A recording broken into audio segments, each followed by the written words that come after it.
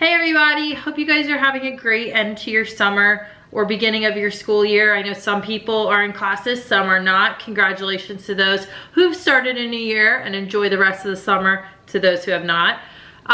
With the fall becomes a ton of changes. You know, there's different sporting events going on, you're on different teams, a new school year starting, you're a grade up. Some of you are entering middle school or high school, lots of things going on.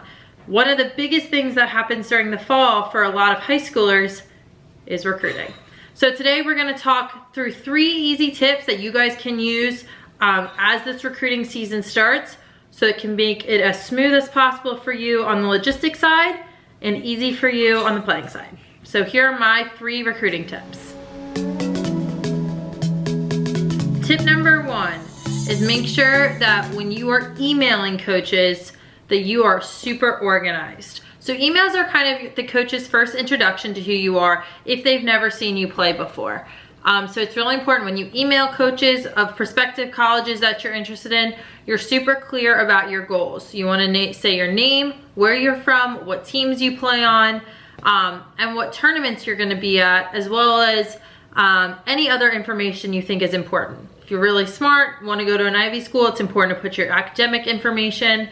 If you want to play multiple sports in college, that information is super pertinent too. From there, it's really important that as you are giving them the information about your tournaments, you're listing the fields, the dates, the times, what number you are, what team you're on. So that way when these coaches come to your recruiting tournaments, they know exactly who you are, how to find you, and it makes their job a lot easier. They don't have to go sifting through all these different things to find you.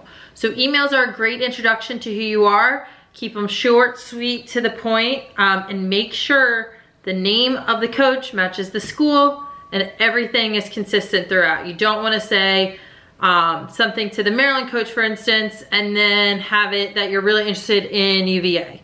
It's really important those things line up. So make sure you have someone double check them, including yourself, maybe mom, dad, brother, sister, coach, and make sure everything's spelled correctly.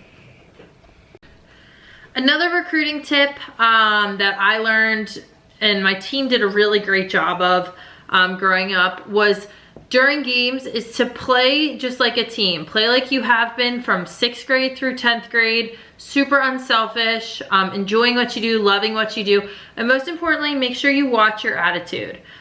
Coaches watch how players interact with each other, how they interact with their parents, how they interact with their coaches, and interact with the refs. So really make sure you're calm, composed, you're not talking back, and if you make a mistake, work your butt off to get the ball back or make up for it. The worst thing you can do is hang your head, slam your stick, curse someone out. The best thing you can do is fight really hard to get the ball back and make up for it in the next play.